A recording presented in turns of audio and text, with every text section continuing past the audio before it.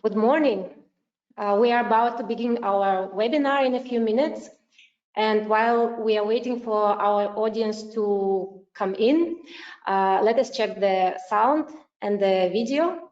And I ask everyone who already joined to use the chat function and give me feedback whether you can hear us well, whether you can see our slides, just for us to know that everything is working.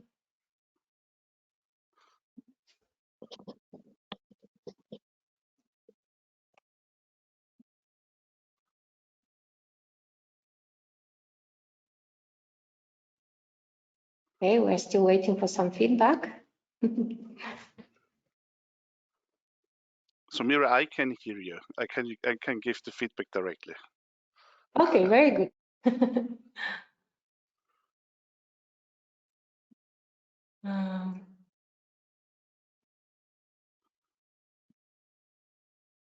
Yeah. So I see that we are visible and hearable. Everything is working. Thank you for your feedback. So let us begin.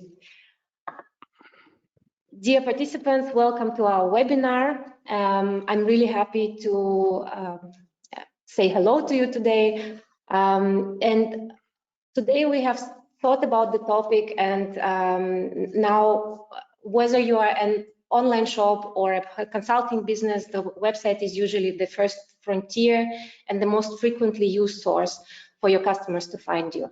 And analyzing the data that is coming from your website is an important step in the decision-making process. So nearly all of the business decisions today are made on the basis of that data, and that's why the data quality is such an important factor in benefiting from these decisions.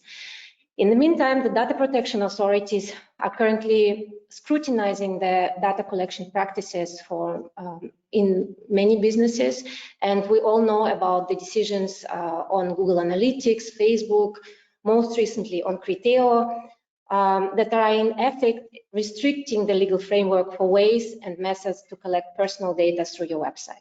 So the question we want to explore in detail today is, how do we achieve the quality of data and in the meantime do not compromise on data protection compliance? To answer this fundamental question,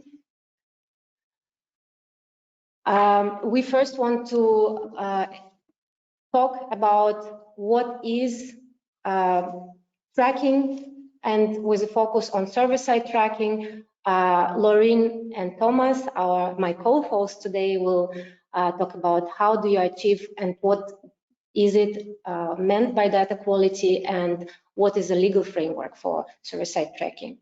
In the second part, we would like to go through the most important steps toward data quality and data compliance. And in the end, we will take 10 to 15 minutes to answer all of your questions. I therefore ask all of you who joined our webinar today to post your questions in the chat. Feel free to do so anytime at your convenience. Before we continue, I would like to introduce myself and my great co-hosts. So my name is Mira Sulimenova. I'm the legal counsel at JENTIS, and I have the honor to moderate the discussion today. I'm joined by Laureen and Thomas. Laureen is an experienced data protection consultant and is an acting external DPO to many European companies. Thomas has been working in the field of online marketing for many years and now is heading JENTIS as a co-CEO. Both of them are extremely knowledgeable about tracking technologies and data protection. I think it would be best if Laureen and Thomas tell more about themselves and their companies. Laureen, please introduce yourself and tell us more about DataGuard. Thank you, Mira. Hello, everyone. My name is Laureen. I'm Senior Privacy Consultant by DataGuard.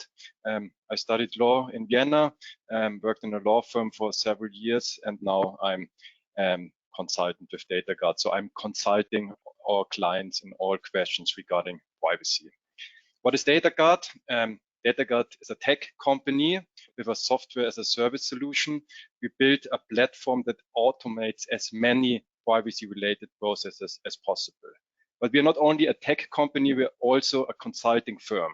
All our customers have access to our in-house team of experts that are always available for all questions regarding privacy. I'm one of them. DataGuard has 3 pillars: privacy, information security, and compliance.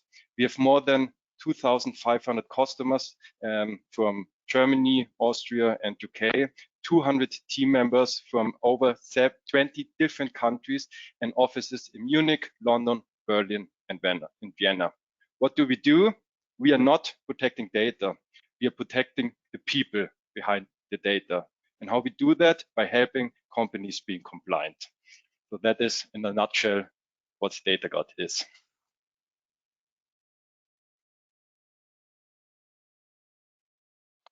Thank you, Lauren, for this introduction. Thomas, I would like to ask you to introduce yourself too. Of course, thank you, Mira. So my name is Thomas.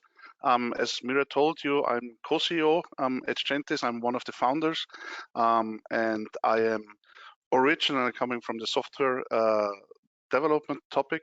So I started 2016 with 2 colleagues, with Christian and Walter, working on a really bad issue we had at the time with data quality at our tracking customers, and we decided to play around it, to try the new technology, server-side tracking. So in 2020, we then decided to found a new company, JENTIS, with 2 more founders, Klaus and Robschi. So we are 5 founders. I'm responsible for the product development at the company. Our headquarters is in Vienna. We are now more than 45 people, and the number we are really, really proud about is that with all our current customers we are allowed to track, we are tracking more than 30 billion euros regarding revenue tracking. Obviously, we have some customers. We are totally proud of them, and I think it's more than 70 customers right now. So we are 2 years young, I would say. So not as big as DataGuard, but even fast growing and helping our customers with server-side tracking, which means better data quality and even compliant tracking. We are really just a tool company, so we are not doing consulting like DataGuard. We are just providing the tool which helps you through the jungle of legal regulation and data quality. Thank you, Thomas. I would like to begin now with the discussion, and I suggest that you and Lauren start, as we promised, to our audience, giving some food for thought by overview of tracking technologies with a special focus on the server-side tracking. So Thomas and Lauren, the floor is yours. Thank you. I'm totally happy that I'm allowed to start, explain a little bit what is server-side tracking. And let's go please to the next slide. There are 2 problems we are addressing with server-side tracking: bad data quality and new challenges regarding legal regulation. And I wanted to show you what is the problem today with data quality, or with a bad data quality. Your next slide, please. One slide more. So as you all know, especially in the online marketing environment, we want to understand what the user is doing. Especially we want to understand the user or the customer journey. Mirror some clicks, please. You will see exactly. So let's say we have a user, we call her Anna, and she has a customer journey where we're going through, sorry for that, we're going through display, we're going through some touch points through the customer journey. That is the typical way how customers are interacting with our websites, with our shops, with our products. And obviously we do not have just one customer, we do not have just one customer journey, but there are a lot of customer journeys, like you see now on the screen. Mira, 1 click more, please. Yes, exactly. But what do we see is in the real data, especially if we compare the data with other systems, that the customer journeys are totally wrong in our analytic systems and in our advertising systems. So for example, we have ad blockers, as you see on the first customer journey, which avoids the tracking of some touch points. Then we have other technologies like intelligent tracking preventions. These are technologies from browsers like Firefox, like Safari, they try to split customer journeys. So that means that one user in real will be 2 users in your analytics system, and so on and so on. So it's in real 50 to 60% of your customer journeys you have already now in your analytics systems and advertising systems are just wrong. Mira, let's try to make some more clicks, please. Yeah, and you see here, nearly every customer journey is affected by this one. And at the end, we have even the problem that we have bad data, but we are losing data because of no consent. So we are just looking to around 80–85% of the data because we have around 85% consent. And then it's really important that these 85% are correct, and we should not miss 50 to 60% of the customer journeys. Please, let's go to the next slide. Exactly. Oh, and the second, yeah. the second problem we are addressing is legal regulation. Here, server-side tracking can help, but I would ask Lauren to tell us a little bit more about the challenges here, because Lauren obviously is the expert to that topic. Yes. Yeah, before, sorry, Laurie, I just want to remind our audience that please feel free to ask questions. There is a special question button in the GoToWebinar interface. Feel free to ask any questions about the topic. Laurie, sorry for interrupting you. Please No problem, continue. thank you. Yes, as legal expert, I can obviously not help you with your data quality, but I might help you with being compliant with all legal regulation. As website or app provider, you must ensure that all requirements of the General Data Protection Regulation are met when processing personal data. At the same time, website and app providers are providers of telemedia services under the Telecommunication Telemedia Data Protection Act, TTDSG in Germany, or the Telecommunication Act, TKG in Austria, which regulates the use of cookies. While the GDPR serves to protect personal data, the TTDSG and the TKG regulates the use of cookies by means of which information is stored on the terminal equipment, so on your laptop, on your mobile phone, and so on. And that regardless of whether this information is personal or not. That means whenever you set a cookie, you have to respect the TTDSG or the TKG. I think the TTDSG and the TKG primarily protects the integrity of devices and protects them from unauthorized access. In this respect, the two acts can be compared to the integrity of the home, set down in Article 13 of the German Basic Law, Deutsches Grundgesetz, which protects against unauthorized access of the apartment. And the TTG and the TTDSG and the TKG protects unauthorized access of your devices. However, the processing of personal data following the collections to create user profiles or to do what you do with the data is not covered by the TTDSG and the TKG. This processing is fully subject to the GDPR, which regulates the handling of the personal data. Of course, the TTDSG or the TKG and the GDPR apply alongside each other, so you have to respect both of them. On the next slide, you can see that another big problem is the transfer of data outside of the EU. In Europe, many efforts are being made to protect personal data. We have built a wall to protect the data processed in the European Union, a bubble if you want. And the European legislators do actually not want personal data to leave this European data protection bubble. The fear is that the data outside the EU will not be protected in the same way as in Europe. However, in view of international trade and cooperation, it is essential these days to be able to transmit data to third countries, especially since many social media platforms and advertising networks are based in the US, like Facebook or Google, or in China, for example, like TikTok. The legislators therefore created possibilities that companies can use to transfer data to third countries. All of these possibilities have the same goal: to establish a comparable level of data protection in the third country as in Europe. But of course, not all third countries are the same. You must differentiate between secure and unsecure third countries. Secure third countries are those for which the European Commission has confirmed a suitable level of data protection on the basis of an adequacy decision. In those countries, national laws provide a level of protection for personal data which is comparable to those of the EU in the view of the European Commission. The third countries which ensure an adequate level of protection are, for example, Argentina, Israel, South Korea. Data transfer to these countries is permitted. The country we most want to send data to is not on the list, unfortunately. It's the United States of America.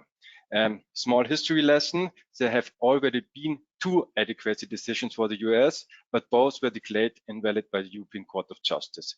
In 2000, the so-called Safe Harbor Agreement was adopted, which was declared invalid in 2015, the so-called Schrems I decision. In 2016, the Privacy Shield with stricter requirements came into force. This agreement was declared invalid by the European Court of Justice in 2020, the Schrems II decision. Data transmissions to the US cannot therefore be based on an adequacy decision. Right now, the European Union and the United States of America are making a third attempt to make the data transfer legally secure. In March 2022, so this spring, they agreed on the Transatlantic Data Privacy Framework. On the basis of this Transatlantic Data Privacy Framework, another adequacy decision is to be issued, which is expected at the end of the year. I think all privacy experts are only waiting on Schrems III, and I think it might be only a matter of time when this Transatlantic Data Privacy Framework is again challenged in front of the European Court of Justice. If there's no adequacy decision for a country, this does not necessarily foreclose any data transfer to this country. Rather, the controller, the website provider in our case, must ensure in another way that the personal data will be sufficiently protected by the recipient. This can be assured by using standard contractual clauses, SCCs. Unfortunately, however, it is not sufficient to just sign the contract. By signing the SCC, you commit to completing a transfer impact assessment, TIA, and to implement supplementary measures if necessary to protect the data. And one, in my opinion, most effective supplementary measure is server-side tracking as offered by JENTIS. So Thomas, what exactly is server-side tracking? Thank you, Lauren.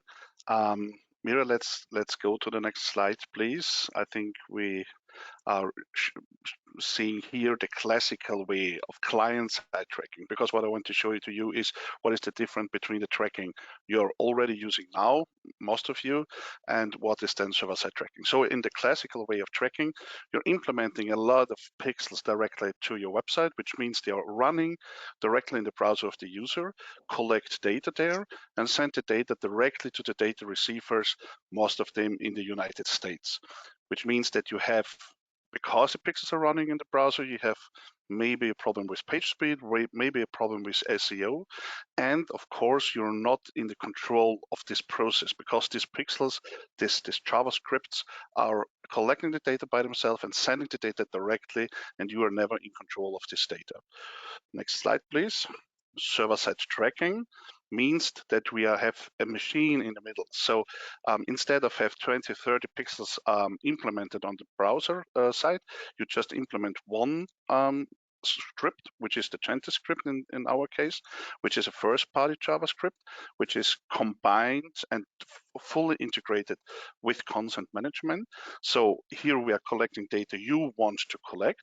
Then we send the data to a server-side tracking machine, to this server in the middle, and here you have fully control to the data, because here you can set up what you want to do with the data. You can modify the data, you can clear the data, and obviously you can share the data with all the data receivers you need for your on a marketing stack. So one-click warrant, then we will see the server sends the data then to the, let's say, same marketing stack than you're using with client tracking approach.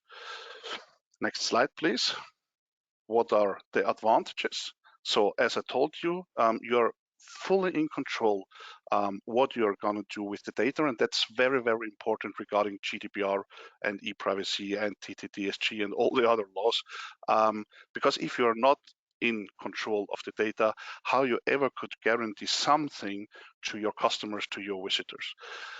The second big advantage is, as I told you, page speed. So you will increase the page speed, you will improve the page speed. That's really cool because you will see positive effects on your SEO. And of course, because you're not implementing so much on your front end, even you won't need that much internal IT resources as you need with client-side tracking. Next slide, please.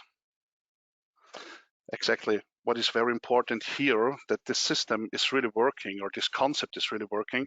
The server-side tracking machine must be provided by a European company and must be in Europe. So it's not enough just to have a server standing in Europe. That's not enough. So even the company and the server must be European entities. Then you can track 100% GDPR compliant, and you can track 100% e-privacy compliant. I think one last slide, exactly. If you think to your future, I strongly believe that the technology behind shouldn't decide which tools you're allowed to use. So you should be free to decide which tools you want to use. And if you want to use Google Analytics, or if you want to use LinkedIn and Facebook and whatever, you should be free to do so. So that's very important regarding server-side tracking. There are many, many connectors you can use. So with JENTIS, we have now more than 70 connectors, and they are growing day by day.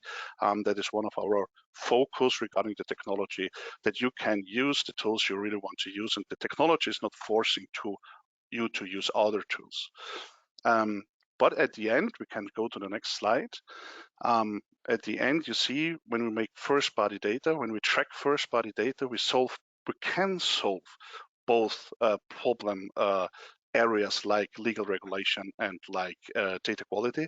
But the very, very important message here is that server-side tracking is always just a tool. So like JENTIS, we are offering you to configure what you ever want to do with the data. So with JENTIS, you can be fully compliant, you can be not compliant. So what we are doing is we pushing you to the driver's seat to take control, to make decisions, and to have the chance to be compliant and to have the chance to get the right data in your house. But the question is, which decisions do you have to make, and how to use these control possibilities on your side? And that is exactly, Mira, I think, what we want to answer with the next 7 steps. Mira, we cannot hear you. Yes, sorry. Yes, exactly. So thank you, Laureen, Thomas, for this really deep dive into server-side tracking.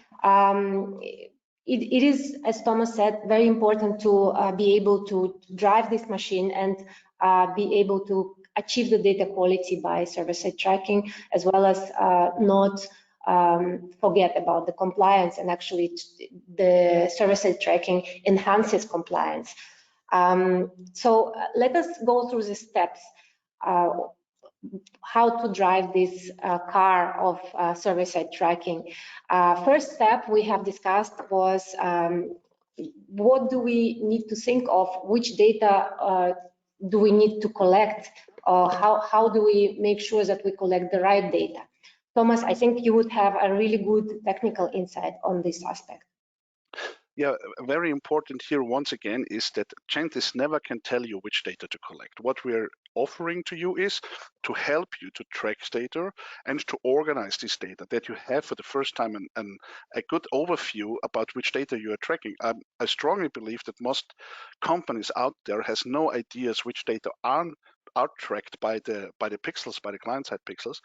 So we call it variables. So you organize your variables with server-side tracking, and you see for the first time really which data are going to you as a data controller and what you want to share with others. So again, we are not helping with which data you want to collect. We are just helping with how to collect the data and how the data are organized. Lauren, I think you could have an input about how to make data collection in a compliant way, because there is this principle of minimization under GDPR. How do you achieve it, given the technical flexibility that JENTIS offers?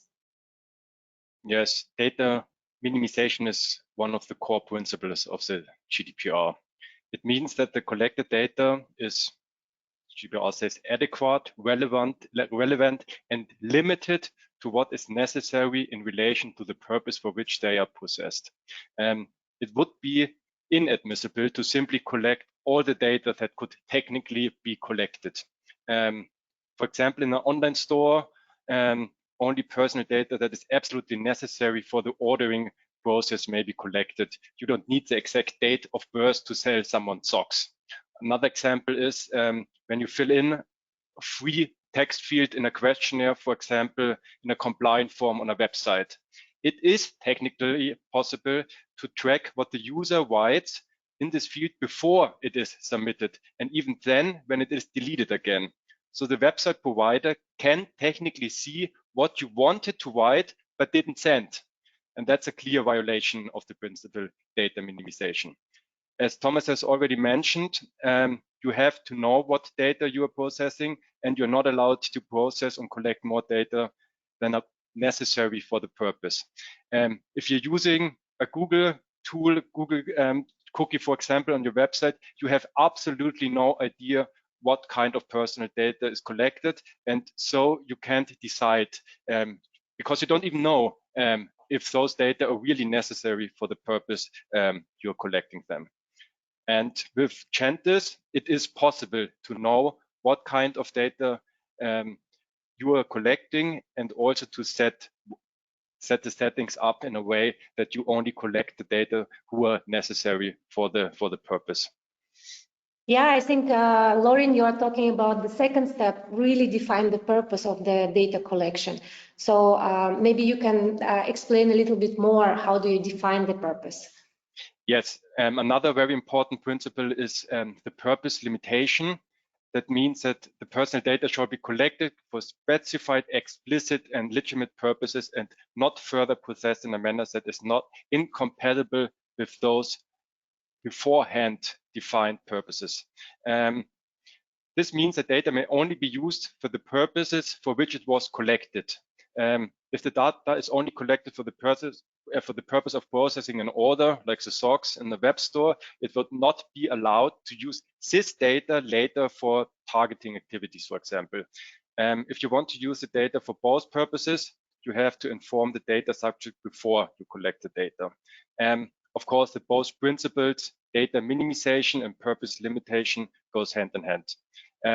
However, in order to do justice to the mentioned principle, you must ask yourself beforehand, what you want to achieve by using a certain tool. What you have to ask, what is the purpose of the processing activity? In the second step, you have to check whether only the data that is necessary to achieve this beforehand defined purpose is really transferred. If you use server-side tracking, you can decide for yourself what data you collect about your website visitors and what data you send to an advertising network, like Google, for example. And it is your responsibility as websites provider, as controller in the sense of the GDPR, not to send more data than necessary for your purpose. Of course, it's not enough to think about the purposes and what data you're collecting. You must also be able to demonstrate compliance with the principles. So you do not only need to consider what data you're collecting and why you're collecting them and to whom you're sending them, you also have to write down your considerations in order to comply with the documentation requirements. Yeah, Thomas, how does JENTIS support the customers in defining the purpose, or showing the purpose of data collection? From a technical perspective, it's much more important to handle the purposes in a right way with the consent management platform, because there are then functionality behind it, what to do, when to get a consent, when to not get a consent, or when to ask for a consent. Regarding server-side tracking, I think it's really important that we help our customers with the overview. So in our world, we're talking about tools like Google Analytics, like Facebook, like TikTok, and even about instances of tools. So not to go too deep, but you can use Google Analytics one time for, let's say, your internal analytics, and you have a second instance of Google Analytics for your agencies, for example. And important is with JENTIS, you can use, or you can select the purpose per instance of the tool, but there is no functionality behind, but it's more for your overview and for your documentation purposes, that you are aware about when I'm tracking data with this instance to, let's say, agencies regarding Google Analytics, why I'm doing that, so you can select the purpose exactly on that point in JENTIS. Thank you, Thomas. I think another important point is the modification of data on the server side and tracking on the server side. What are the technical aspects of data anonymization, pseudonymization, Thomas? That's a huge topic for server-side tracking, because for the first time you are really in the position to do that.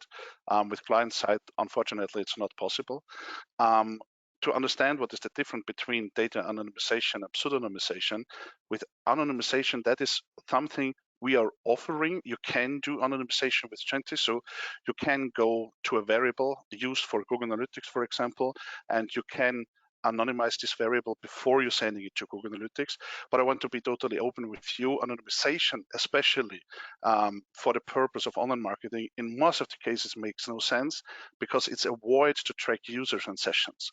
And if you talk with a marketing guy and you say, I'm tracking data to you, but I do not track users and session, then it won't be really a value for him or for her. So what is really, really important for us is the area of pseudonymization. And with JENTIS, you can do that. And pseudonymization, and Lauren will tell us a little bit more, I hope, but from a technical perspective, it means that we are sending data to data receivers where they cannot make the re-identify to a user, but we are storing the two keys at JENTIS. So we are not offering the keys, we are not offering what was, for example, the original user ID, but we are generating a new user ID, sending the new user, but we can send all the time the same new user ID, which brings us in a position that we can track users and sessions, but these users and sessions are not re-identifiable by the data receiver. And that is exactly what is pseudonymization, which you can do with JENTIS per variable and per tool. So let me give you an example to really understand that one. You can say the order ID, for example, I want to pseudonymize when I'm tracking it to Google, but I don't want to change the order ID if I'm tracking it to AdForm or to another European data receiver. So you can make your decisions per variable, per data entity, crossing the tools. Mm-hmm. Thank you, Thomas. Lauren, what is your take on data anonymization and pseudonymization? I think it's important to understand the difference between anonymization and pseudonymization. Anonymization is the iteration of personal data in such a way that this data can no longer be attributed to an identified or identifiable person. What is an identifiable person? I will explain it with a short example, and it very depends on the individual case. For example, anonymous certification survey of the employees with questions like how happy are you with your manager and so on. And of course, you were told it is 100% anonymous. If the survey is asking about the department and the gender of the employee, for example, the data is anonymous if there are more than, for example, 100 men in the HR department, then the survey is truly anonymous. If there's only one man in the HR department, it is obviously not anonymous because this person might be identifiable. Pseudonymization is defined in the GDPR. It means the processing of personal data in such a manner that the personal data can no longer be attributed to a specific data subject without the use of additional information, provided that such additional information is kept separately and is subject to technical and organizational measures to ensure that the personal data are not attributed to an identified and identifiable person. So you have to keep the information, the data, and the information to identify the data separately. So you're sending the pseudonymized data to Google, for example, but you keep this additional information you need to identify the person. In the preface of the GDPR, you find a comment that shows how the GDPR stands on anonymized and pseudonymized data. And it says, personal data which have undergone pseudonymization should be considered to be information on an identifiable person. This means for you that pseudonymized data is personal data. So even if the data is pseudonymized before being transferred to a processor, the GDPR must be respected. But the principles of the GDPR do not apply to anonymous data. So if you possess only statistical data, for example, which is completely anonymous, you don't have to worry about GDPR. Thank you. This is really insightful. So let us talk about the third-party vendors. How do you decide with whom and how can you control with whom you share data? Thomas. Yeah, from a technical perspective, it's very easy and short to answer because, as I told you, we have these 70 connectors and we have these variables where all the data are stored and tracked and processed through the system of JENTIS. And all you have to do is to decide which data I want to share with which data receiver, third-party tool, in which manner. So if you want to pseudonymize the data or not. And I think that is what JENTIS can do. And obviously, with JENTIS, it's not necessary if you install Google Analytics, for example, to go through all the purposes what you want to do. But there is something like a default tracking we offer to our customers. So we ask the customer, do you want to set up the default Google Analytics tracking? Yes. And then you have around 17 tags and around 100 variables which are set up fully automatically, but you can go always to the tags, to the variables, and change what you want to change. Lauren, why is it important to be in control of these sharing practices? I think that's almost the most important question asked today, and one that every company should ask again and again. With whom do I share the data? Recently, a wave of warning letters swept over Germany and Austria. The reason was the use of Google fonts. And this use of Google fonts can involve the transfer of personal data to Google. According to a ruling by the Munich Regional Court, this is illegal. And in that case, ruled by the court in Munich, the plaintiff has received damages of 100 euro. This was taken as an opportunity by some lawyers to check the websites of many companies in Germany and Austria, and all companies that use Google fonts in the same way were asked to pay 100 euro. The problem is that many recipients of such letters did not even know that they were transferring data here, and that's a big problem. DataGuard is regularly checking the websites of its customer, and if we detect a tool that is transferring personal data, we first ask whether this tool is being used at all. And it is quite often the case that external agencies, for example, that create the website simply activate all common tools just to activate them because everyone is using it. And this regardless of whether the tool has any added value for the company or not.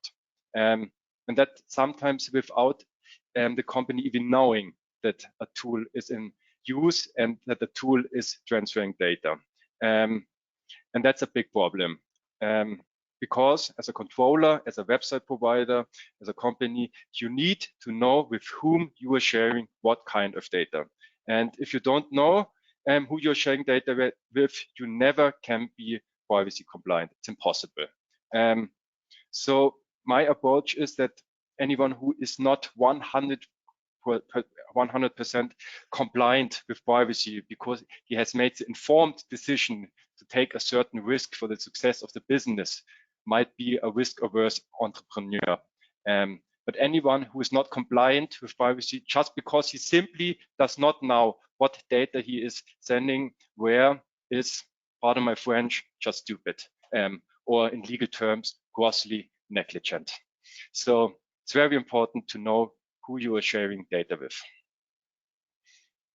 Yeah, I also think it's a very important question, and also in view of next steps, I just want to remind our audience that we have now about maybe 5 to 7 minutes into this interview left, and I just ask you to, if you have any questions, just go ahead and post them in the chat function. We will now talk about the further 3 steps of how to achieve the data quality and data compliance simultaneously, and the next step is consent. So how to get a compliant consent from the user, Lauren?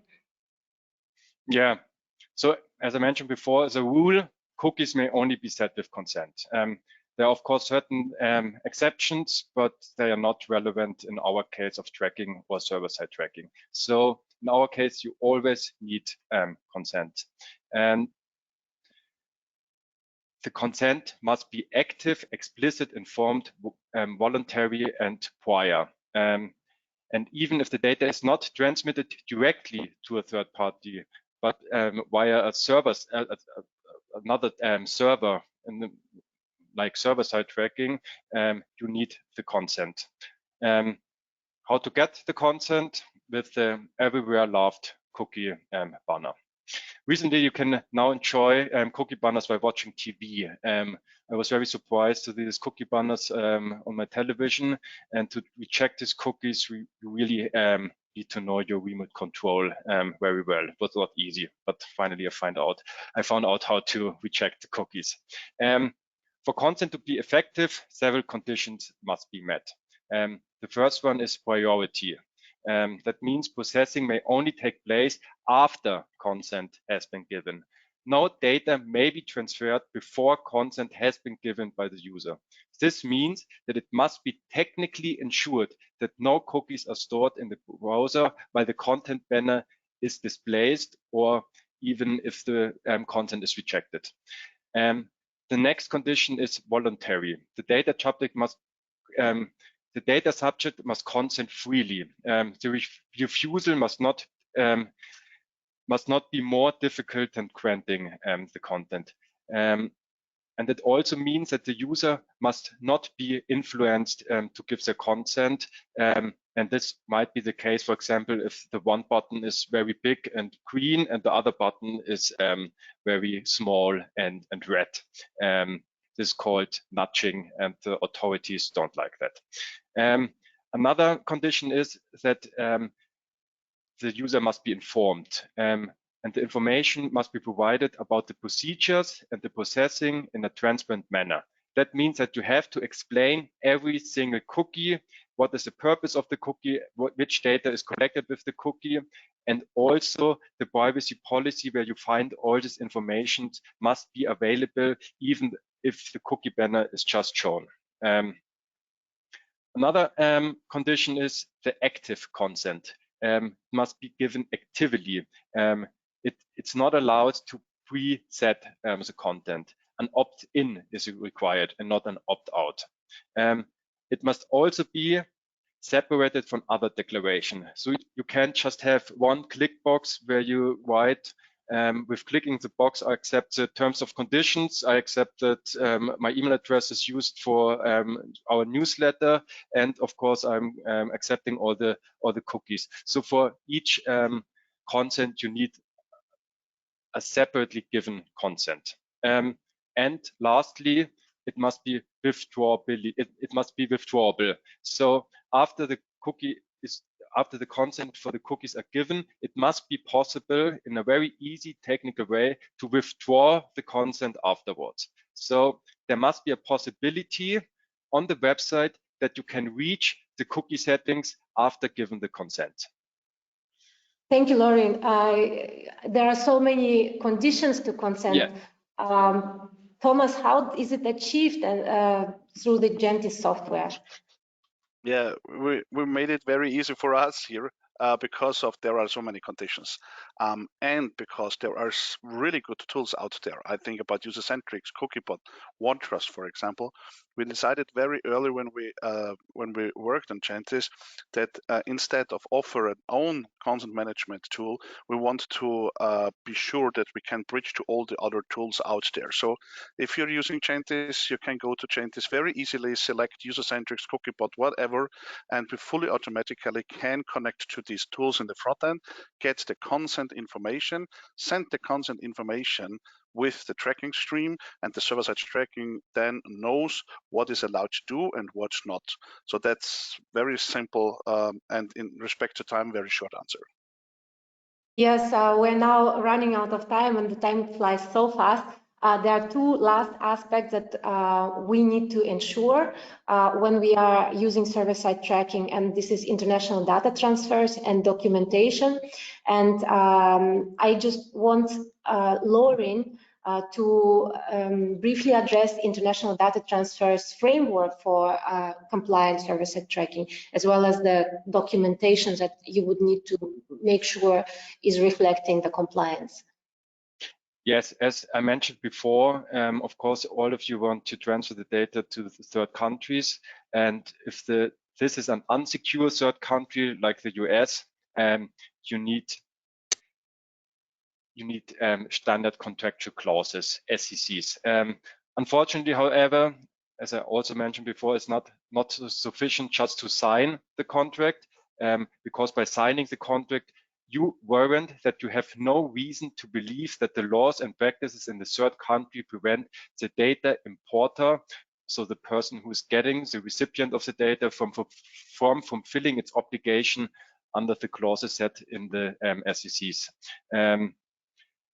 And you also declare that in providing the warranty that you have taken certain elements into consideration. And this taking into consideration is called transfer impact assessment, TIA. And of course, you must be, the transfer impact assessment must be documented. You must be able to make it available to the authority if they ask for it.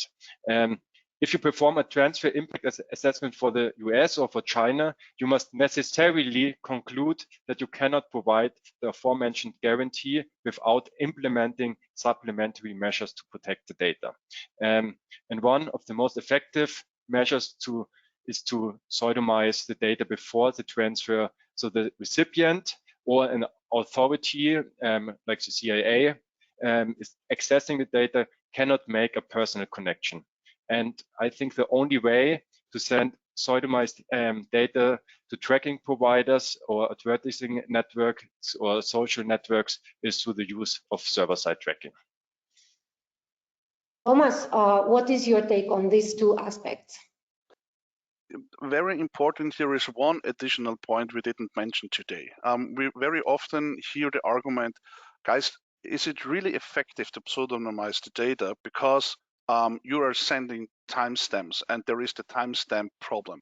Let me explain it in a very short. If you click on a Google ad and immediately we would send from the website a Google Analytics stream back to Google, Google could, because of the timing, understand that it is the same user.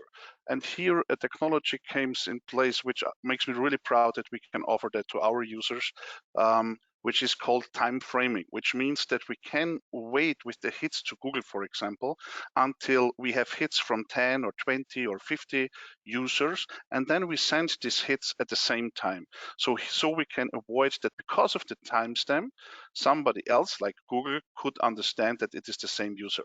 That is very effective, that is very unique at JENTIS, and I'm totally happy that we can offer that to our customers. Great. Now, really thanks a lot for this, the most important aspects of the server-side tracking of how to achieve the data quality and data compliance simultaneously. I mean, for me, as a person who is involved deeply in the data protection and legal aspects of JENTIS, I think it's even more important to kind of have this type of educating activities where we really talk about what do you need to do in order to set up the server-side tracking correctly. We now have 10 minutes for the question and answer, and then we will wrap up at exactly 12.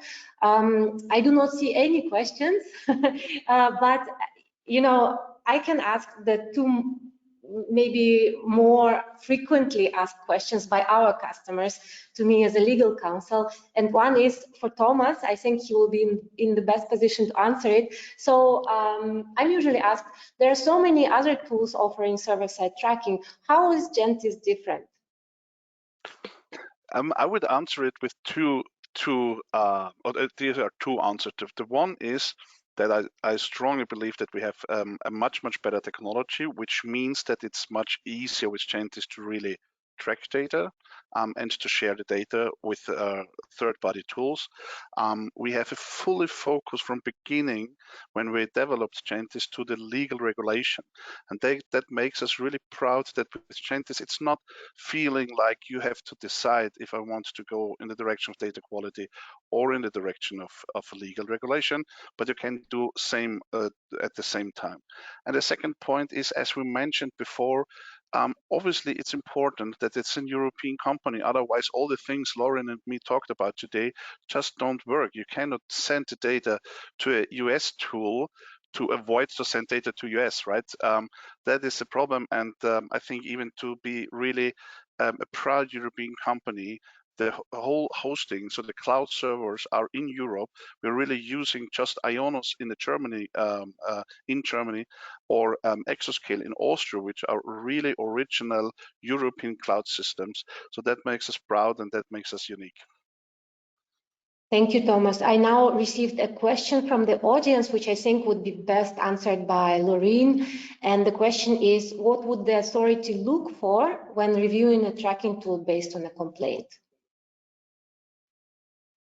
Yeah, the first thing is that, and that is why it is so important to be compliant, that it is very obvious for everyone visiting your website whether you are compliant or not, whether the consent is the consent bar is set in a compliant way and so on.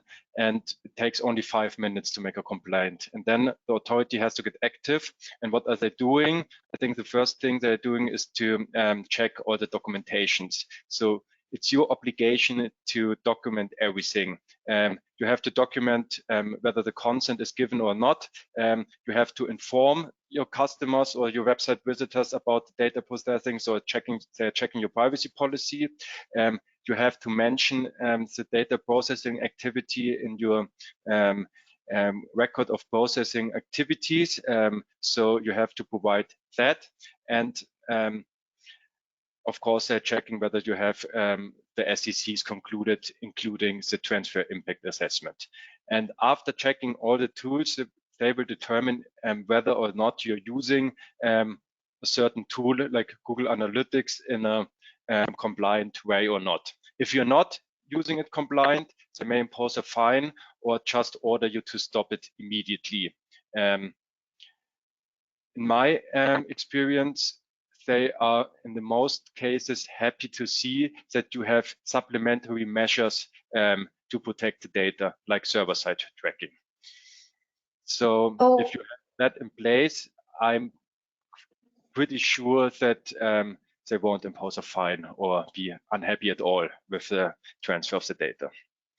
Yeah, so you know, just to kind of summarize what you have just said, the Data Protection Authority would actually look, if we read the decisions of Google on Google Analytics, for example, we could see that the Data Protection Authority looked not only into legal documentation, but they also actually looked on the setup of Google, how it was really done technically. And I think this is a very important aspect, that it's no longer only about the legal aspect, but it's also about the technical setup. So, and the legal aspect is so closely connected to technical setup that you have to be really transparent and holistic about the tools and the supplementary measures you are using. Exactly, and that's the reason why you need the know-how in your company, or you need two kinds of partners. You need a company that is providing you the technical environment that you can be compliant, and then you need a legal expert and privacy expert that explains you how to use this tool in a compliant way. And only then you can be sure to track your website visitors in a privacy compliant way. Yeah, and ideally these two consultants or these two parts of the organization need to really work and collaborate together in order to achieve compliance and quality. Exactly. Yeah, unfortunately, we only have time left for saying, wrapping up and saying goodbyes. And I just want to ask you, Thomas and Lauren, maybe to give like a couple of takeaways. What do you want the audience to leave with this webinar? What are your final tips, Thomas? From my perspective, it's the most important thing to understand that you have to take the driver's seat. You have to be in control. If you're not in control, then everything what Lauren told us today, you're just not able to do. And that is very easy to understand for each data protection authority. Are you in control of your data or not? So that is a technical question, that is a technical solution that you should use to be in control of your data. And then in the second step, it is really important to use the possibilities what you have because you are in control of the data. So it's not enough to implement a server-side tracking. It's not enough to say I'm in control of the data. That's a basic requirement. But in the second step, you must then take good decisions, to execute the decisions, and to really understand what is the requirement regarding GDPR, e-privacy, and the other laws to you. Thank you, Thomas. Lauren? I think that's exactly the most important point Thomas just said. You are the controller. So in the terms of the GDPR, you are called the controller. You are responsible for all the data you are processing and transferring. And as company, as entrepreneur, you have so many risks you're living with, and this is just an avoidable risk. So don't put another risk on your plate. Don't have another reason you can't sleep at night, because it's so easily avoidable to have those risks.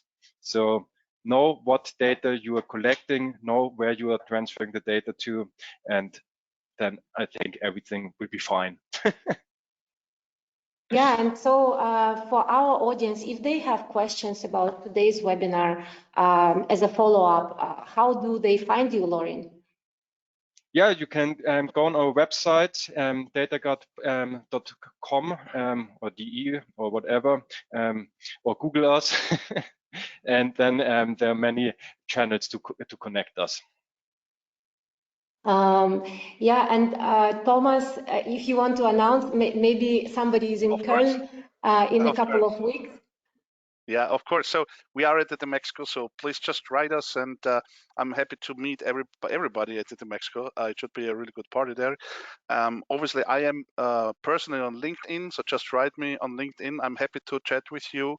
And last but not least, go to our website, JENTIS.com. We have the possibilities for demos there. So if you want to see how JENTIS is working, then just book a demo there, and you will see with one of our solution architects, JENTIS, really the interface, and not just because I'm talking about that one. Thank you. And the time flew so fast today. It's unbelievable when the topics are really interesting, how fast it can go, right? I just want to thank you, Lauren and Thomas, for this insightful discussion. But I also want to thank people behind the camera and all of the participants who are here today. I hope to hear from you in the nearest future or see you at the Mexico. And I'm really looking forward to next future exchanges like this. Yeah, thank you so much for attending our webinar. Thank you, Mio, for hosting. Bye-bye. Bye.